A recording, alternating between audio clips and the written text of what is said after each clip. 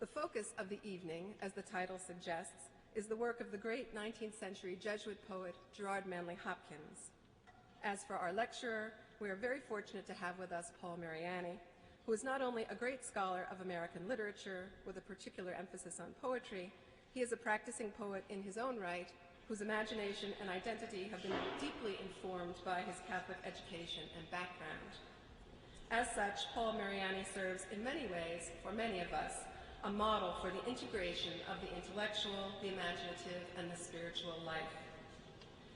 It is a daunting task to introduce tonight's speaker, as the list of his accomplishments is very long. When I tried to print out Paul's CV, my printer stopped at 40 pages. Not because it arrived at the end of the document, but because my printer ran out of paper. So I will glean from those pages that did print some of the most striking facts. Since 2000, Paul Mariani has held the chair of English literature at Boston College. Before that, he was Distinguished University Professor of English for many years at the University of Massachusetts at Amherst. Paul Mariani has written biographies of 4 major American poets: Hart Crane, William Carlos Williams, John Berryman, and Robert Lowell, and is at work on a biography of a 5th American poet, Wallace Stevens. Paul has also written over 200 essays and reviews devoted to a broad range of topics that address such issues as poetics, literary history, and the sacramentality of art. His collection, God and the Imagination, brings together a number of these fine essays that deal with the issue of the integration of faith and art. One of the things that interests me about those essays, some of which were published decades ago, is that Paul Mariani was engaged in Catholic studies even before there was such a discipline, or before the discipline was actually named, placing him at the forefront of this distinctive movement in literary studies. In addition to this generous contribution to American letters as a biographer and literary critic, Paul Mariani has published 5 books of poems. His most recent books, The Great Wheel and Deaths and Transfigurations, both of which I recommend heartily, explore this same territory, the integration of faith and art, in an imaginative rather than a primarily rational mode, and contain poems that are at one and the same time very personal and yet universal in their application. And by the way, there are copies of all of these books, well, several of these books that I'm mentioning, the biography and the books of poems in the back for purchase afterwards, and Professor Mariani has agreed to sign if you should like to purchase them. Paul Mariani's most recent contribution to poetry and to Catholic studies is his new biography, published in October of 2008, Gerard Manley Hopkins, A Life, a book that has been eagerly awaited by Hopkins fans and scholars alike, as well as by readers familiar with Mariani's previous biographies. It is a rich and marvelous book, by the way, and I also am happy to heartily endorse it. Last but not least, I'd like to defy the rules of chronological order and mention the first book that Paul ever published, a commentary on the complete poems of Gerard Manley Hopkins, an exhaustive study of Hopkins' work that began as Mariani's dissertation and was then published in 1970. If we do the math, we find that beginning some 40 years ago, the supposedly dead poet has served as companion, presence, and perhaps muse for tonight's living poet. In his lecture, Paul Mariani will provide some insight into that journey he has traveled with Hopkins by his side, or perhaps in his ear, some 40 years ago, and has brought him here to us this evening. So please join me in welcoming Paul Mariani.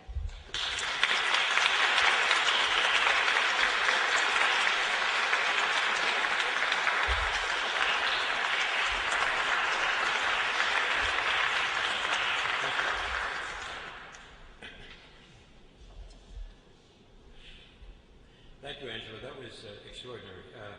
In fact, you just gave my whole lecture for me. It's really great to be here at Fordham. It brings back so many memories.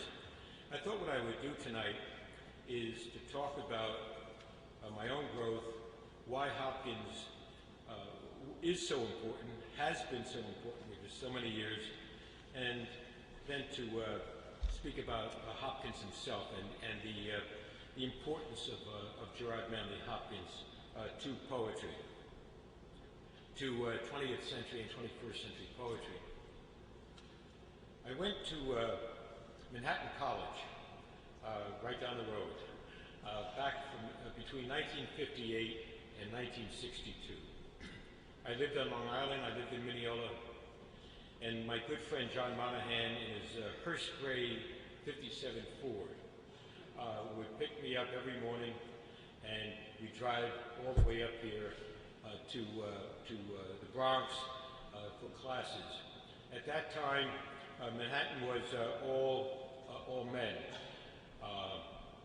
and they had the thing that meant so much to me was the fact that Manhattan had a course which was a great books course.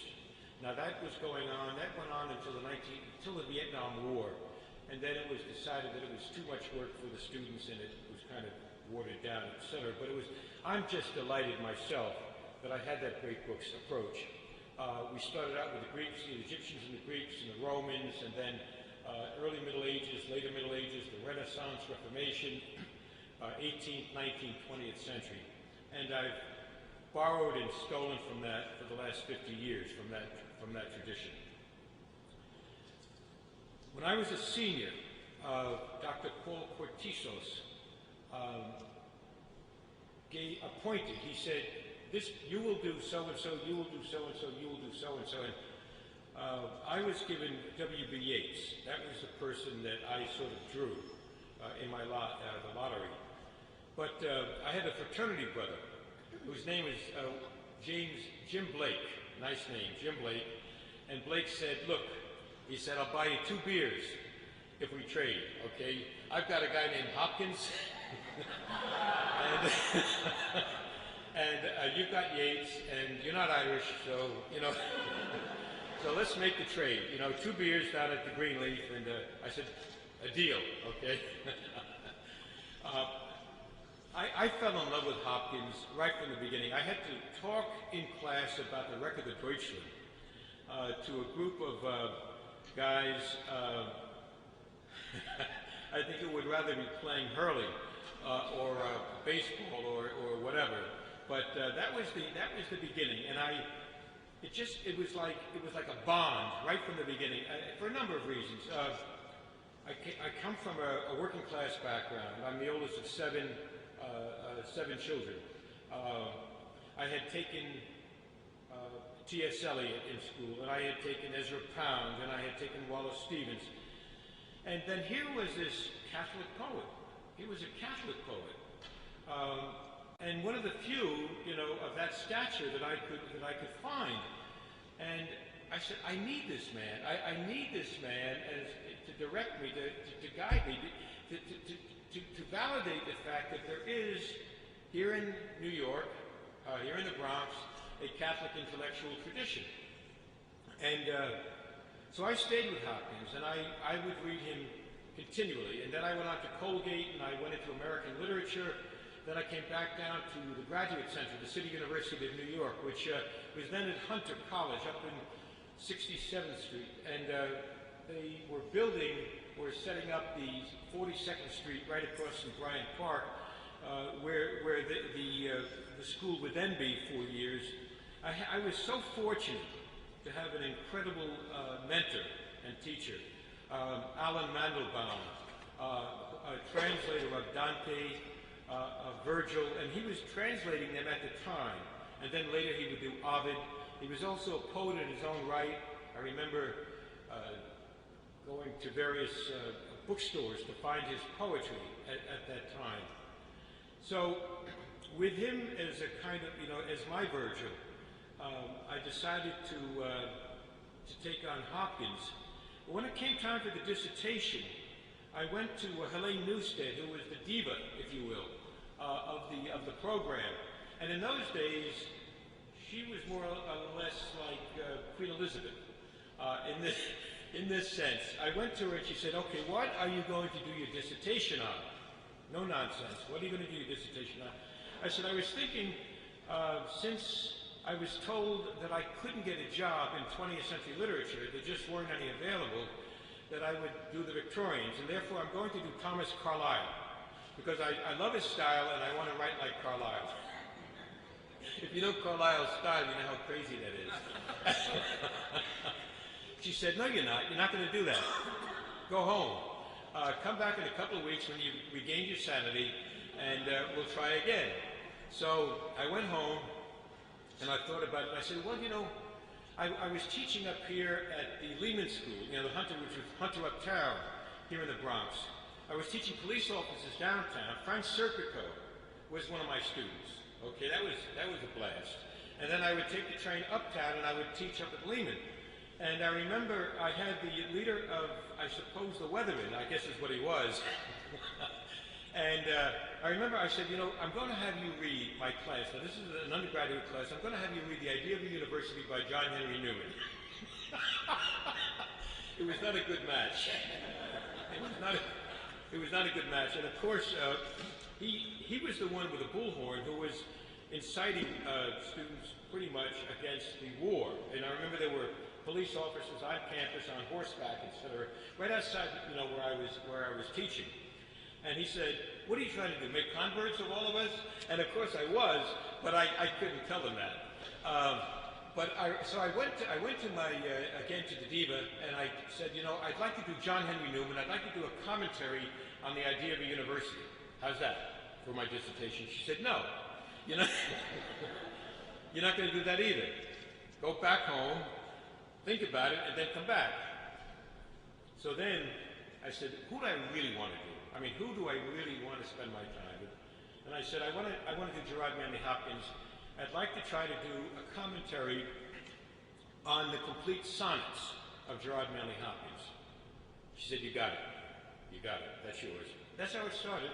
It was like an extraordinary discernment process. She knew exactly what was right for, you know, for me. And so Eileen and I were living out in Flushing. We had 2 little boys and a 3rd little guy on the way, and I'd go over to Queens, where they were building a library or something. They were building some huge building, and I would be in the basement at Queens, and I'd be writing my 3 pages a day, okay, on Hopkins. And I'd look out the window, and there was a big stone. Some wag in the English department had found a stone and had put on it a fragment of an A gone, okay, from T.S. Eliot, because the building had been building A, so it was wonderful. But I said, I'm going to get this dissertation finished before those workmen get that building finished. That was how I worked it, okay? And I won. Of course, it was a strike, so that helped.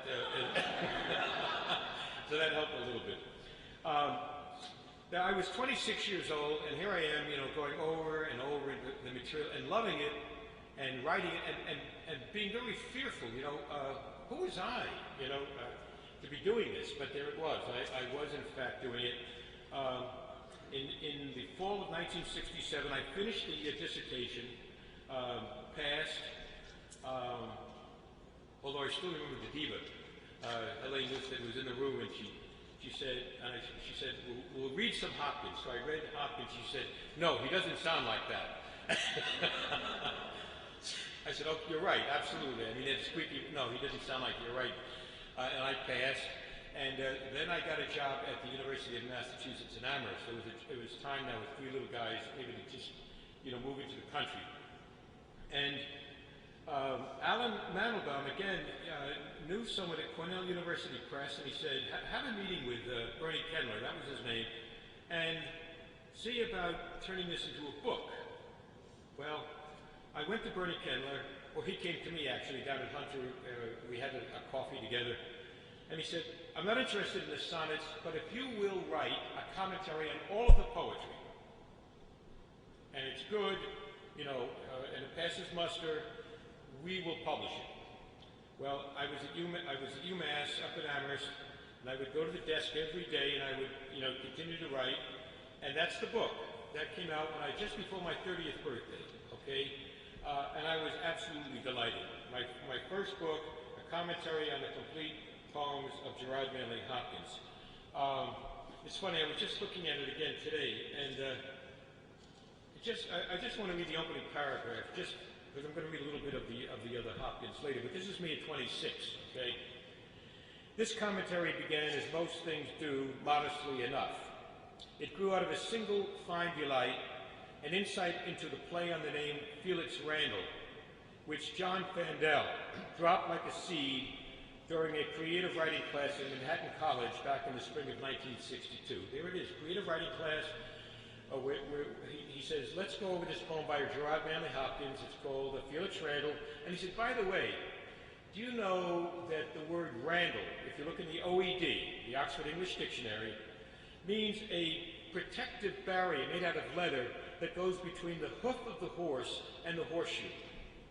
So that he's playing with that image symbolically as a mode of extreme unction, of the sacrament of the sick, that which prepares one for the final journey, the viaticum. I said, whoa! I had no idea, that this was all of this was going on in the word Randall, and of course Felix from the Latin meaning blessed one or happy one. So I said, wow! I mean, it's just like you can read a poem and it can have all this meaning in it, and of course with Hopkins you keep reading and it gets deeper and deeper and deeper, and 50 years later, and I'm still finding treasures every time I go back to Hopkins. So there it was. The seed remained dormant for nearly 5 years until in the late fall of 1966 I wrote an article on Felix Randall. By the way, I misspelled the name Randall. And which was based in part on that insight, and it was John Pick, professor who had a reputation, who had done work on Hopkins, accepted for publication in Renaissance. I spent most of the following year writing my dissertation on Hopkins' sonnets and preparing 2 more articles on Hopkins for publication. When I began teaching modern poetry and having ideas of publishing a book on Hopkins, it came home to me that what I had all along been working toward was really a commentary on the entire body of Hopkins' poetry. Well, so what happened? I did the dissertation on Hopkins, and then one of the strangest things happened at UMass. I had prepared myself for a life of teaching Victorian poetry, and I had the interview. Eileen and I went up. We didn't even have $5 on us. Okay, thank God that the associate head realized that we had no place to stay, and he said, "Why don't you come and stay with us, with me tonight?" So that worked out. But he said, "Look, we like you. You're a nice guy, but we don't want anybody in Victorian. How would you feel about completely revamping yourself and becoming a modernist?" You could do that back in I don't know that you can do that kind of thing anymore. So I said, "Yeah, I'll do that. Sure." Sure, for a $10,000 a year job, I'll do that. Yes. And so I did. That whole summer I spent reading, Eliot and Williams and Stevens, etc. And I've been teaching modern poetry, especially American modern poetry, ever since. But I never lost the love of this man, of Gerard Manley Hopkins. In the meantime, I went on to do other biographies. It's a complex thing what happens for someone who is also interested in poetry. And this is what happened with me with Hopkins. He was so important to me from that one angle. That is, the idea of a Catholic poet. That was very important. Okay, but here I am living in New York. Okay, with relatives in New Jersey, etc. So, what else out there do I need to know? Okay, well, there was a poet named William Carlos Williams, right across the river here in the Hudson River, over in Rutherford, New Jersey. Okay, and I remember walking into a bookstore at Hunter and seeing a book called Patterson. It was a book, and I said, who in his right mind would write a book about Patterson, New Jersey? Because my mother and grandmother were from Patterson, okay? And so I knew the place, and I said, in fact, Williams himself had called it the filthiest swill hole in all of Christendom. Well, and I started reading it. I couldn't make heads or tails of it at the time. But I loved the language, and I loved something. He had caught something of that New Jersey / New York accent. He had caught it, the dialect on the page. And I said, I can use this, because he doesn't sound like Ezra Pound. He doesn't sound like T.S. Eliot. It doesn't even sound like Wallace Stevens. He sounds like me, And so there was my second love. So Williams, and I spent 10 years, writing I tried to duplicate, actually this is called chutzpah. Okay, I tried to duplicate what what Richard Ellman had done for James Joyce, to write the 950-page life of, not Joyce, because that had already been done, but of an American poet named William Carlos Williams, 10 years. After that, I started doing Robert Lowell after that. And what happened was I had a dream one night. And John Berryman, another poet, walks into my dream. And there's Robert Lowell, and I'm talking to Robert Lowell, and Berryman pushes Lowell aside. And he says, "You can do him later. You're going to do me first." So I took that as a kind of religious discernment of sorts, okay? And spent the next 5 or 6 years doing that crazy poet, John Berryman. Then I went back, did Robert Lowell, and then the other one, another New York poet who had been here in the 1920s, a boy from Ohio, named Hart Crane. This is a sacred river, the East River, right down here. And it was my river, too. I remember my mother saying that when she was a girl, she used to swim in the East River. I remember my father doing the same thing. And it's funny, I mean, I don't think many would say, what is the most beautiful river in the world, and say the East River, but for me, it's that natal thing, it's like the mother river, if you will. And so it became very, very important to me. And there was Hart Crane singing of the Brooklyn Bridge and of New York and the Wordsworth Tower and a whole world of jazz in the 1920s, and setting out to write the great optimistic poem of America. This is the bridge he was going to write, because he said, "I love the wasteland," he said, "but it's so damn dead. It's so dark. It's so dark." He said, this is a lovely young chutzpah, 22-year-old saying, "I'm going to write the great American epic, and it's going to be optimistic. It's going to end on a high note." And he made sure that it ended on a high note because he wrote the ending first, okay? And it ended on an upbeat note, okay? And then, of course, he lived through the 1920s, and as he went through the 1920s, the vision got darker and darker and darker and darker. So that if you follow the actual shape, you can see this young mystic, really, in many ways, drinking himself into a stupor so often, traversing the streets of Lower Manhattan, also of the Brooklyn shipyards, Navy yards, looking for sailors, okay? And finally committing suicide by jumping off the stern of the SS Orizaba off of Florida into shark-infested waters. And yet, Crane, just as one example, Hart Crane, he's out in Pasadena, California in 1926, and someone, Ivor Winters, gives him a copy of Hopkins, the first volume of Hopkins' poems, and he says, "You might find something here of interest." And Hart Crane is so struck by Hopkins' work that he starts copying out as many poems as he can before he has to give the book back to Winters. And then he writes to a friend of his who's a book dealer here in New York City, and he says, "If you can find a copy of that book, I will pay a month's rent." Now, this is a guy who has almost no money. "I will pay a month's rent if I can have those poems by this man is exceptional." And this is before Hopkins had a very large, this is 1926, when the first edition was still trying to be, they were trying to sell out the first edition of 750 copies. It took 12 years to do it. But then the next generation, of course, W.H. Auden and Spender, Elizabeth Bishop here in New York City, they're picking them up and going with it. All right. So I had done all of that, and then I said, I want to come back to this man. I want to come back to this man. By this time, I want to tell you one other story here. When we were living in Flushing, my oldest boy, a little guy at that time, a little Buddha-bellied kid, would be in his little carriage, and I'd be rocking with my foot while I recited Hopkins, okay? It was dangerous. That little boy went on to become a Jesuit priest, okay? And I wonder to this day that there was something, the inoculation of the words, into his ear. And I think he and my wife got a little tired. I'd say, now, Paul, you're taking your first year now as a Jesuit. Now, here's what Gerard Manley Hopkins did. And after I said, Dad, please, let me live my own life, and now he'll be a professor of Chinese on the West Coast, and I'm very proud of him.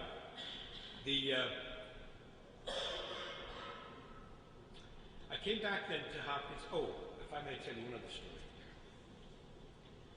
I used to make, well, I still like to, I still do, make the 8-day Jesuit retreats, okay?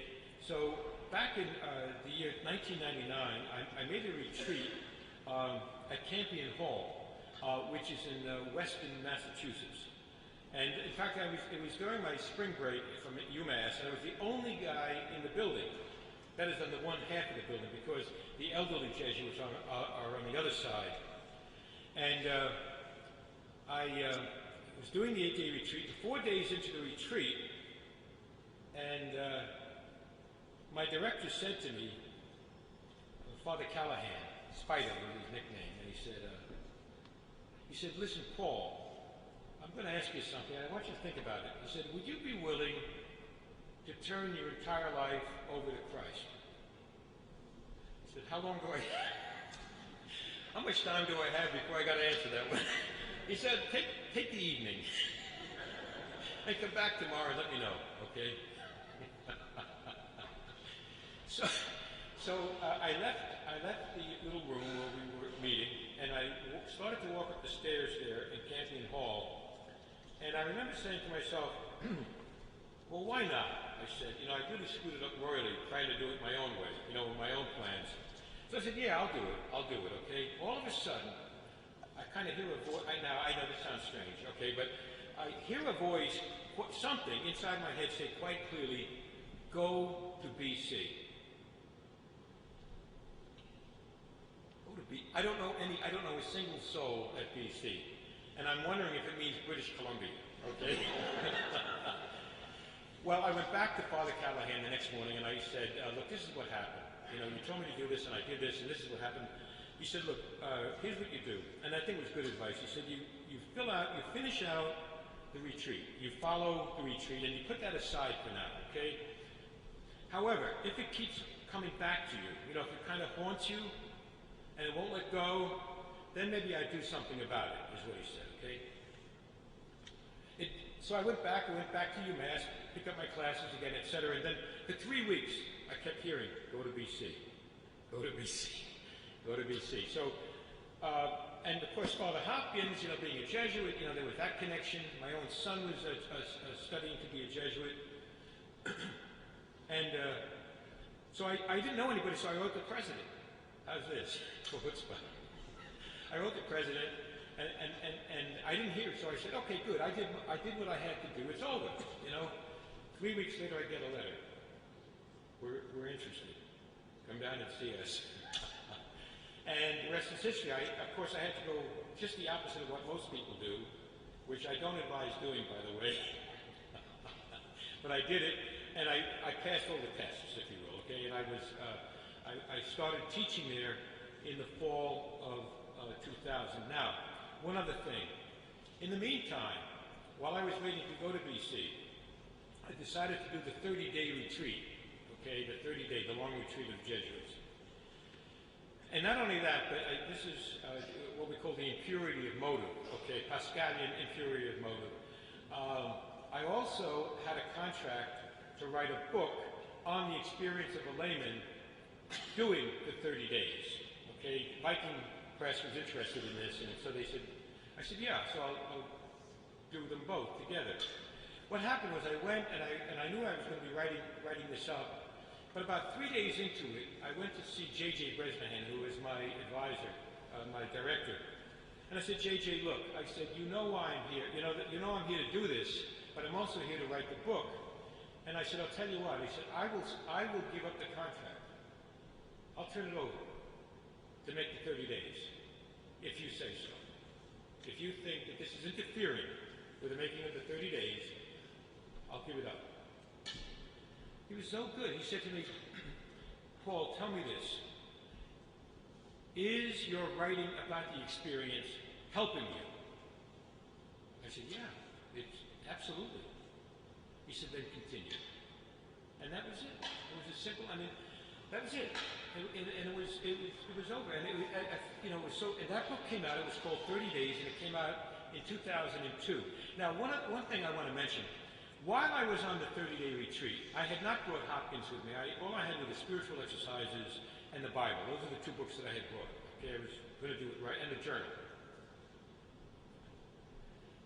4 days or so into the retreat, and JJ says to me, why don't you have a copy of Hopkins with you? I said, because I'm doing a 30-day retreat. He said, I want you to read Hopkins.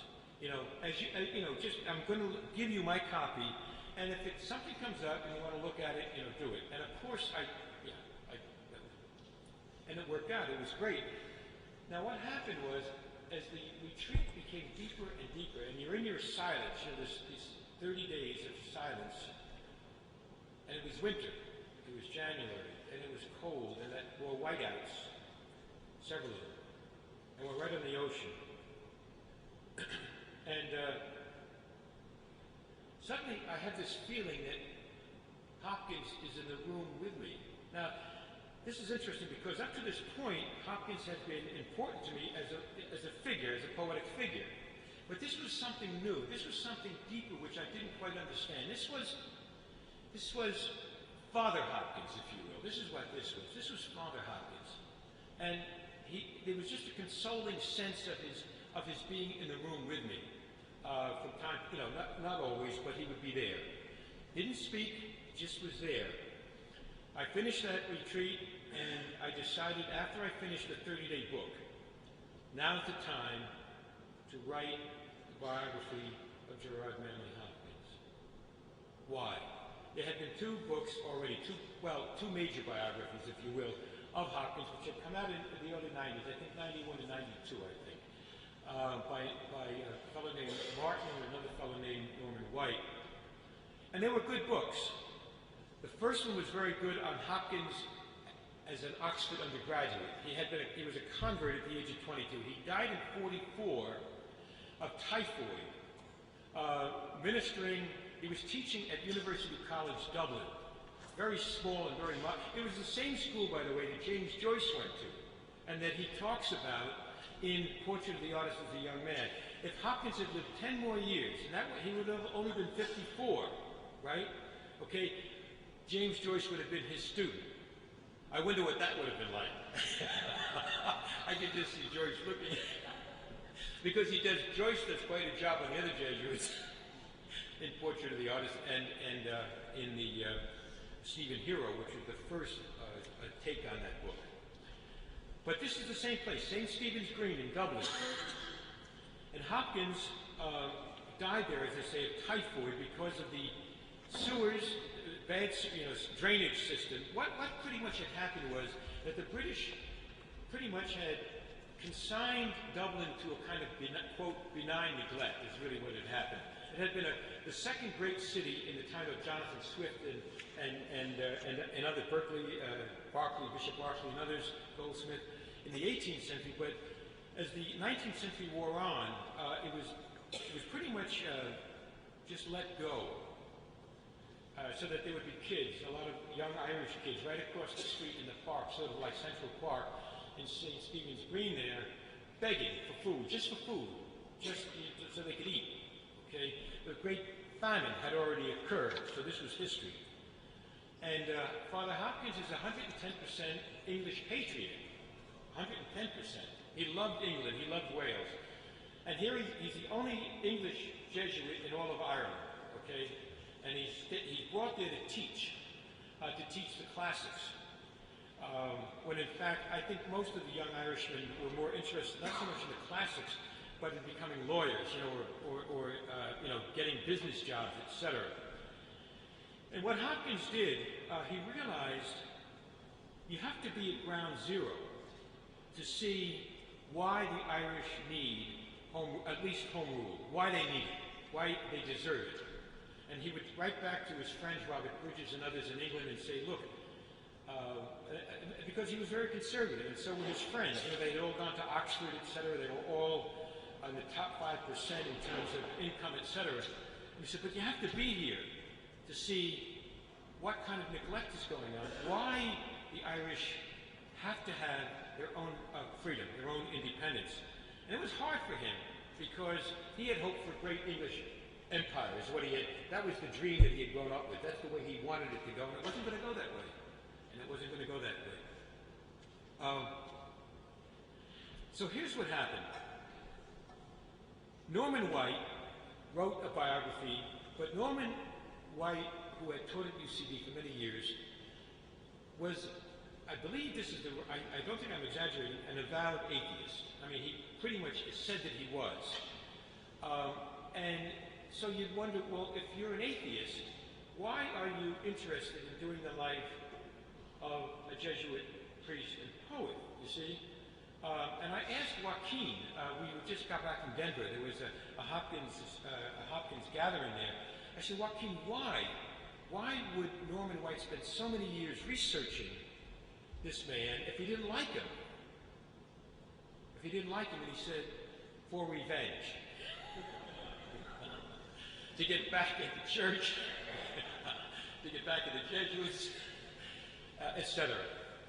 So my problem with that biography was that there was no sense of simpatico. There was no sense that this man really understood Hopkins as a Jesuit, even as a poet, because I think those two things go together.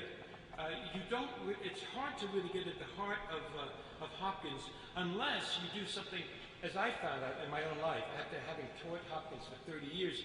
I make the 30-day retreat, and now I say, that's where the muse is coming from. You know, there's where the inspiration is welling up from. It's that he's seeing through the eyes of a Jesuit.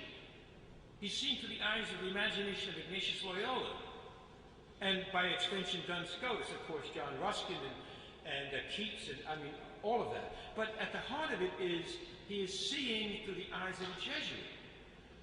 And this changes the whole take on the poetry. And so I said, you know, what we need is a book that explains, that sees the world, you know, sees Hopkins' world through Hopkins' eyes, that insofar as that's possible, that sees the grandeur of God through the eyes of this English Jesuit, that also goes through the dark night of the soul, if you will, okay, the terrible emptiness of those sonnets that he wrote in desolation when he was in the first year and a half that he was in Dublin, and which are so close to the third week of the 30 days. That is to that period of the Passion of Christ, where you spend a whole week going through the passion and death of Jesus, day by day, and you're living it day after day after day. I remember trying to speed through that to get, you know, I wanted to get to the resurrection. I wanted the happy ending. You know what I mean? And it doesn't go that way. It doesn't work that way. And I remember going to JJ and saying, "Okay, I'm ready for the resurrection." He said, "No, you're not." And he was right. And so I had to go back for 2 days, and I had to do not only Good Friday, I had done that, but I hadn't done Holy Saturday. In other words, I hadn't taken the time to mourn the loss of this man, this Jesus, that I had come so deeply to love. You know, after I had watched him teach, and you know, etc. And it was true. And I remember breaking down several times, just as though. And I remember thinking of my own mother, you know, when she had died, and kissing her forehead, her cold forehead, you know, when she was laid out in the wake. And that image kept coming back as I thought of Holy Saturday, and I was finally able to just take the time to mourn, just to take that time to say, I really have lost something here. Not to try to just, you know, just get away like it didn't matter. It did matter. And then I remember the next morning I wake up early, and the light is shining through the window in my little room, right? And the gold light shines right through the panes of the window, and I'm looking up on the wall, and there's a gold a backdrop with a cross. You know, that is from the window pane, shining right there in the January sun. These are little grace notes, if you will, you know, so that when I came to read Hopkins' late poem, he'd just written a year before he died, called it That Nature is a Heraclitean Fire and the Comfort of the Resurrection, where what Hopkins says is, okay, I know that I'm a jack, a joke, a poor potcher, a patch and match with it, but I'm also, and you are also, immortal diamond. There's that essence at the heart of you. That's what you are. And why? Because you are all at once what Christ is. Because he was what I am, and I am and I am and. Beautiful, rhyme on that word. So, that's what I tried to do in the book, and most of the reviews have been good. You're always terrified of the one that's going to, drop bird stuff on your 40-year dream. Right now, there have only been one or two in that category, and they have to do really with the erotics of Hopkins. But my own sense of having studied Hopkins for that long is that he knew what beauty was. He knew what mortal beauty was, but he said, leave it. You know, you meet it and then you put it aside. You go for a greater beauty, a deeper beauty. Beyond the physical beauty, beyond that physical beauty is a person. And you go for that person. You go for the deeper insight into the other. The other being either another human being or Christ, the spiritual. And I believe that. I really think that that's everything that I know about Hopkins insists that that is where he went. Whereas, as I say right now, the criticism is saying he was destroyed by the Jesuits. He was gay, and if he had only followed his deepest instincts, he would have gone the route of Oscar Wilde. And that's not what Hopkins is about. But anyway, right now, as the church knows, after 2,000 years, there are always little heresies, popping up here and there, right? And this happens to be the one right now. In 10 years, it'll be something else. But this is the one right now that is out there. Anyway, that book is finished. I thought I would just read a page or so, just to give you a sense of what I've done here. Here we go. I start the book not with his birth. I start the book with the moment or the week of his conversion, when he's 22 years old. And I do this because this is really at the heart of the matter. Okay? And then I go back and I look at the first 22 years. And then after that I go forward and look at Hopkins' decision after his conversion from the Anglican Church into the Roman Catholic Church, which cost him dearly, by the way. I mean, it meant he couldn't become a professor, for example, in either Cambridge or Oxford, even though he graduated at the very top of his class. It meant that he was ostracized by a good many of his friends, okay? And the other ones were puzzled, they questioned him. And beyond that, the sense that wasn't enough for Hopkins. On top of that, and on top of becoming a convert, and he was the only one in his family who converted, okay? Which created somewhat of a strain in the large family.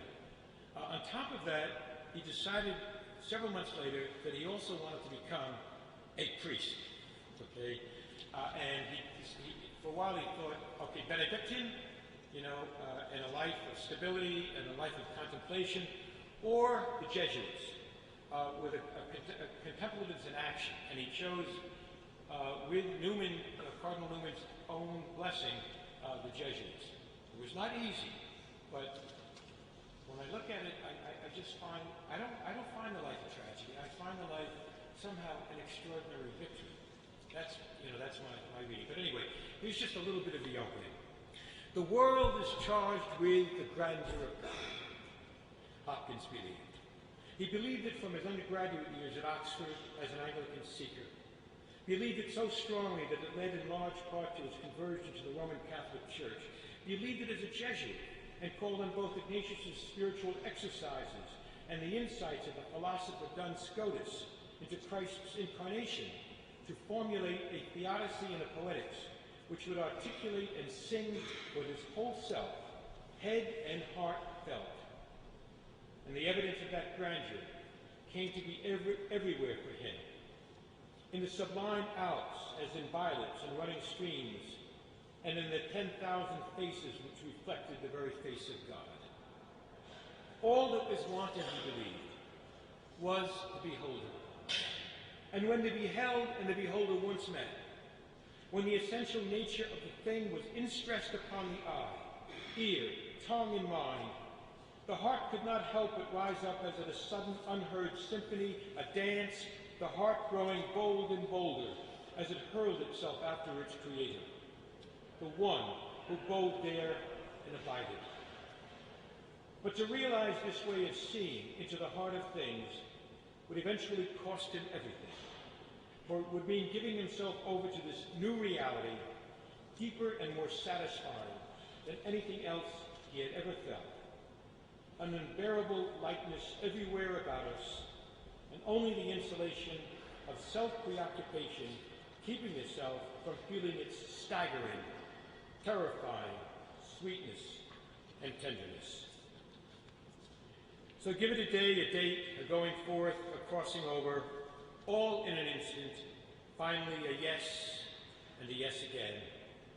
Call it Wednesday, July 18th, 1866. Call it an out-of-the-way point somewhere south of London and name it Horsham on a dull midsummer's day with curds and away clouds faintly appearing and disappearing.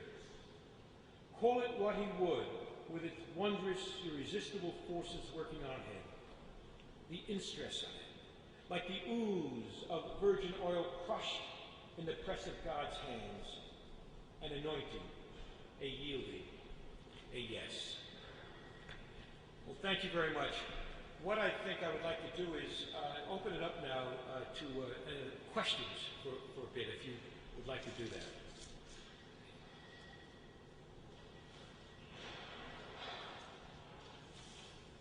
Anything that you wanted to know about all of your life. Yes. Well, this is what you mentioned, the first and moral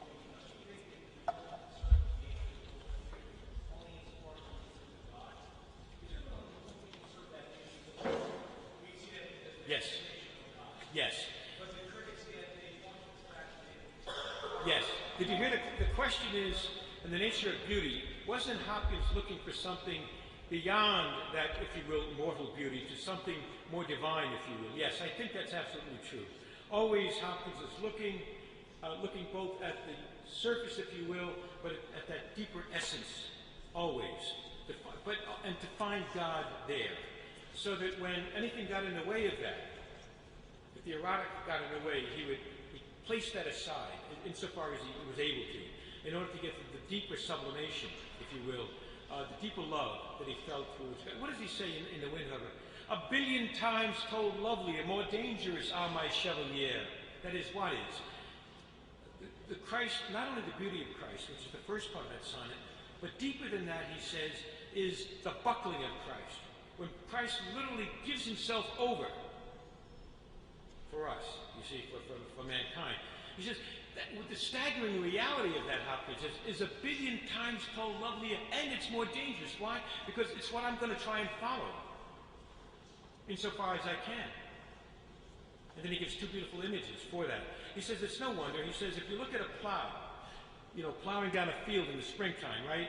And as the clods of earth are buckled and broken and turned over, you look at them, and what do you see? You see, as the morning sun catches it, you see these tiny little pieces of fretted quartz, and the whole thing looks like diamond. But you have to break the soil in order to see the diamond within it. Or he says it's sort of like a coal fire. In each room, there's no central heating, so you have a little coal fire. He says, and you watch the coals, and they look blue bleak. Blue bleak embers are, my dear. Fall golden cells, he says, and gash gold vermilion. And what happens is, he says, you watch the coals and you think they're dead. They're dull looking. I mean, just like a Jesuit dressed in his black soutane, for example, okay? But inside, if you can break it, if you're willing to break yourself, okay, following the model of his master, suddenly gold vermilion. There's gold in there, and it's the blood of the crucifixion, which is our ransom as well. You see gold vermilion. Beautiful images. And Hopkins sees it everywhere he goes. If you can see in a piece of coal, if you can see in a lump of dirt, you see, sacramental vision. You see, yeah. They think really they're mutually first and they're mutually exclusive, but one can exist without that spirituality, that beauty. Can the beauty exist without it? Because it seemed like what you mentioned, I haven't heard this too much, that beauty exists apart from that, from looking towards God. Oh, absolutely, sure. I mean, and it probably does for many, many people. You know what I mean? You see the beauty. But what Hopkins is saying is you're not looking hard enough. That's what he's saying. He says, look harder. There's another message there. There's something else going on. But you got to pay attention. You know, what is it T.S. always say? I got to use words when I talk to you. You know, or William Carlos Williams was speaking about, this poem is for you, old woman, but you got to listen hard. And it's something of the same nature with Hopkins. It's there, but you got to pay attention. It means you don't have the iPod on, you know, for just about 10 minutes. You know, you just try to listen to the silence and see if the silence is saying something, you know. But if you go on with, you know, yeah. Okay, yes, please. Well, we commented on his destroying of his pre-general work, and then I guess it was a time not right, and all of a sudden started again. Yes. This is very true. When Hopkins decided to become a Jesuit priest, one of the things he did, now here he is, he's 24 years old, and he's been writing poems, and some of them have even been published, okay, in these little magazines. He decides that for him it's incompatible, now, you ready for this? It's incompatible to be both a priest and a poet. Now I don't know where, that's not in the church, okay, that's Hopkins, okay? And it's a little bit of a Jansenist side to Hopkins, but it's sort of like the equivalent for me was when I joined a fraternity in college, and I had my head shaved, okay, and then was brought into the dean, and they wanted to know if I had some kind of trouble with my hair. What I'm saying is it's that sense you give everything, you know, and this is what Hopkins did. So he burned the copies that he had of his own youthful poetry and decided that he would give over poetry as incompatible with his need to give 100% of his life as a Jesuit, you know, to working with the poor, teaching, etc. But he's a poet. He's the real thing. And so for 7 years he writes a few occasional pieces, and then he reads the papers, December 6th, 7th, 8th, that period, 1875, and there's been a terrible disaster. A German steamship called the Deutschland has just foundered on a Kentish knock outside the mouth of the Thames River in winter, in a terrible storm. There were 200 people on board. 50 of them are drowned as the rudder snaps, and the ship just goes back and forth, and the waves keep crashing over it, right? There are 5 Franciscan nuns on that ship. 5 young nuns in their late 20s and early 30s. They had just been expelled from Germany under the Second Reich, under Bismarck. Bismarck wants the church out of Germany, okay? They've already expelled the Jesuits, the Franciscans, etc. And now they're expelling these nuns, these Franciscan nuns. And the nuns are on their way to New York. From New York, they'll go out to St. Louis to teach, you know, to work out there. And now all 5 of those young nuns are drowned. And Hopkins reads it, and it just, something deep within him, you know, is stirred by this. How can this be? You know, it's sort of like John Milton, you know, when he writes Lycidas, and here's a young preacher, you know, minister going off to Ireland to do his work, and he drowns. And Milton wonders, you know, why? I mean, why did God take him? I mean, he's a good man, he did all the work, and now he drowns on his way, you know, to doing his job. And Hopkins wonders the same thing. Why did God do this? And how do I explain this to others, Hopkins says. And so he happens to mention it to his rector in St. Finals in Wales, where he's doing his theology in northern Wales. Beautiful place. And the rector's smart enough to say to him, well, you know, Gerard, somebody really ought to write about this. And Hopkins takes that as permission, after all those years of silence, to write. And so for the next several months, he writes and rewrites this extraordinary ode, this extraordinary theodicy, this extraordinary poem explaining the deaths of these nuns, and explaining his own conversion at the same time, which he then submits to the Jesuit journal a month. And they can't make heads or tails of it. So they hold on to it for a couple of months. And then they return it to him. Okay? Unfortunately. But it was so far ahead of its time that even his best friend, Robert Bridges, couldn't understand it. It's sort of like if someone suddenly is writing in the 22nd century vernacular and comes up with a poem, and you don't know what to do with it. That's really what. So it took all those years before they could find it. Or it took the Great War. It took World War I, and the atrocities of that war, in order to fully understand, I think, what Hopkins was doing, saying something like the Record of Deutschland, the horror of that, and also the consolation, the religious consolation of that. Yes, a kind of depression set in that first year, okay? And he went there in February of 1884. By the fall, that depression had gotten deeper and deeper and deeper. And you find him writing in his little, a long black book, which is now called the Dublin Notebook, along with meditation notes and grade points for his students. You also find these sonnets that he wrote, some on half sheets, and any scrapbook, these extraordinary poems on any piece of paper that he could find. And they're sort of like with Emily Dickinson. Sometimes you'll find a line with, say, 3 verbs and 4 nouns, and he hasn't crossed any of them out. You know, it's sort of almost like a kaleidoscope, you know. And he's working on these poems. They're extraordinary poems. As he said, they're written in blood. They're written in blood.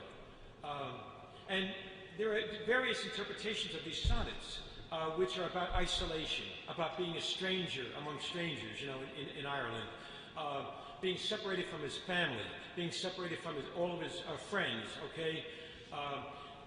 An extraordinary poem like Spelt from Sybil's Leaves, in which he looks at that first Irish winter coming, settling in by about 3:30 or 4 in the afternoon, and just sees in the trees, suddenly the trees turn into dragons. Beak, leaf, boughs, dragons, she says. And he sees an image of hell right in front of him. And what it is, it's a meditation, as with Ignatius, the meditation on hell, in which Ignatius says, do not try to find consolation when you are there. Look at it hard, right in the face. And this is what Hopkins does in one of the most extraordinary sonnets I have ever read. And it goes on like this. I wake and feel the fellow dark, not day, carrying comfort, okay? And if you follow them, I think what you begin to see is, finally he says to his own heart, to have more pity on it. I'm too hard on myself. You know, let it go. Let grace enter. You know, let God respond to this. By the way, the time he's writing these poems, several of his closest friends from Balliol College in Oxford had killed themselves. They had committed suicide, one by jumping off a ferry, drowning. So he's got that on his mind as well. And he says to Bridges, I just wrote to him. I was just about to write to him, and he's dead. So that has, that kind of thing. And in carrying comfort, he has to tell himself, don't feast on despair. Don't do it. You can do something. Can hope. Can hope night doesn't stay with us. You see what I mean? And eventually, he moves out of that, which I see as a kind of like the third week of the 30-day retreat, and moves by 1888 into the nature of the Heraclitean fire and the comfort of the resurrection, and then an extraordinary late poem which he writes for a fellow Jesuit. Let's see now. 1888, September 1888, a Jesuit who had just been made a saint. Joe, what's it? Thank you, Alphonsus Rodriguez. That poem, which talks about a life, Alphonsus was deported at Mallorca of the Jesuit residence there. And he, for 30 years, what he essentially had to do was answer the door, open the door and welcome people in. But he was also a man gifted with deep religious and mystical insight, so that other Jesuits came to him for spiritual, advice, okay? And Hopkins speaks about nothing seems to have gone on in the man's life. But then he says, but all the struggle isn't, like with Emily Dickinson, isn't here. There's an interior struggle. And he's lifted by simply doing his duty, by watching the door all those years, watching the door. You do your duty, Hopkins says. You don't have to love it, but you do it, you see? And this is a kind of new maturation, I think, in Hopkins that you see towards the end, you know? So there's a kind of quiet acceptance. He's very funny. In his last, he's dying of typhoid, and he tells his mother, I know I'm sick and all. He said, but the food keeps coming in like cricket balls. You know, it's just a very funny kind of an image. That sense that even in, just a couple of weeks away from his death, he can still joke about it. And he tells her not to worry. Well, as a mother would. Of course, within several weeks he was gone. Yeah. Yes, please. Yes. You say Hopkins was depressed, responsible, terrible signs.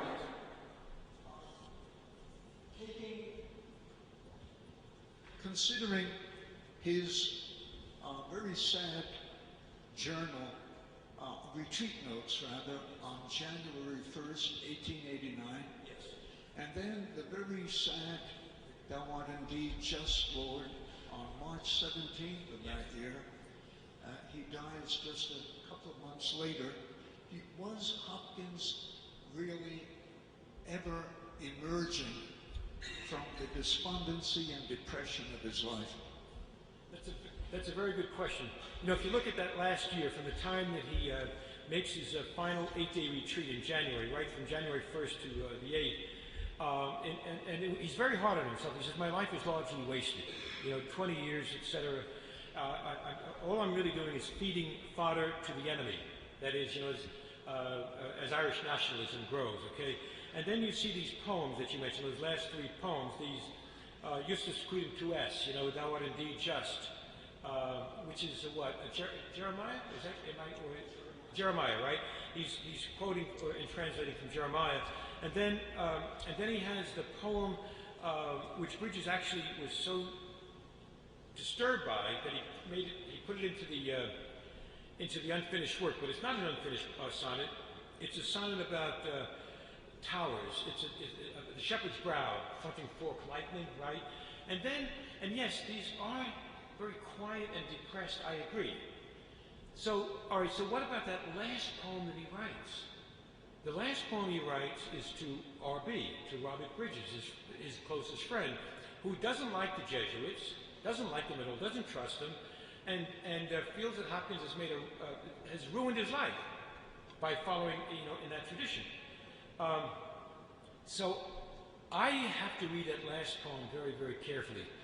And he speaks about the roll, the rise, the carol, the creation, and there's this lift. And he says, but I'm missing that. But, and he says, but he also says that we offer you our explanation. And I find that kind of funny, comic in a very tender kind of way, that the last word is explanation. It's almost like gas dropping out. It's just fading away. But it's, who's this we? And what I think he's trying to tell Bridges is, you may not understand, Robert, but I do have something that gives me consolation. And that would be Christ. Now that's my reading. Now others will say no, it's just, it's just down, down, down, down. I don't know. I don't think so. I really think that even there, even in the midst of this, he's dying, he still has something that he can hold on to, something that steadies him, steady as the water in a well, as he has said in the recommendation. And those last words of his, unless they're apocryphal, right? He's dying, and probably Father Wheeler, someone in the room with him, hears him say something, and he goes, "I am so happy. I am so happy." Where's that coming from? Delusional? Or, in fact, is he seeing something? Is he seeing a blown beacon of light? Again, we don't know, do we, finally? We do the best we can with that, yeah.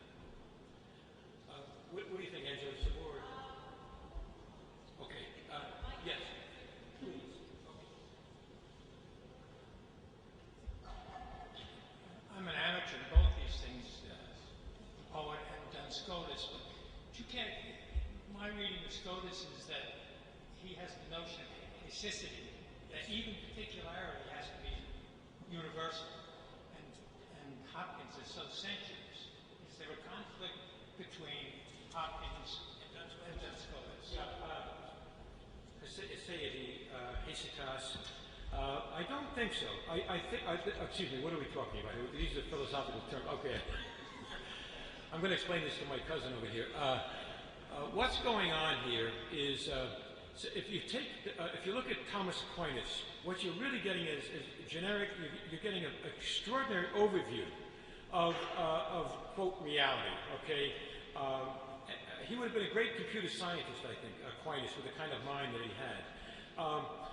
However, Scotus sees something missing in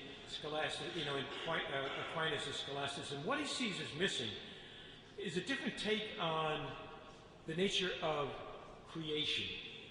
For Scotus, God is continually, every nanosecond, over the millions of years, creating. That's just the nature of God. He creates. He loves doing it, okay? And everything that he does, he makes individual. He makes slightly different from, in other words, you can have 100,000 roses and no two of them will be precisely alike. Not even two clones will be precisely alike, okay? What is going on here? What is this nature of individuation that makes this thing, and no other thing, okay? And that's what Scotus worked with. It was that idea. There were many other ideas. I mean, like on the Immaculate Conception, he had extraordinary insight, Scotus. And I think, it's too bad about Scotus. In a way, they didn't understand. Hopkins said just a year or so before he died, he said, they don't understand Scotus. He said, the man was extraordinary, but because they didn't understand him, they said there was nothing there to understand. You know what I mean? They didn't understand him, therefore there was nothing to understand, and finally they dismissed him. In fact, they dismissed him so much that we get the word dunce from Duns Scotus, when you put a dunce cap on. That's how they just dismissed him. And Hopkins says they don't understand him.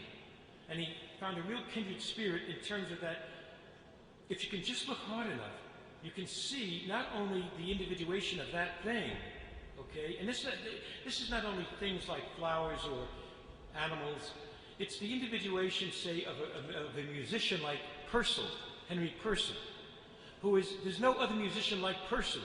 That happened to be the one that he loved. There's no one else like Beethoven. There's no one else like Mozart.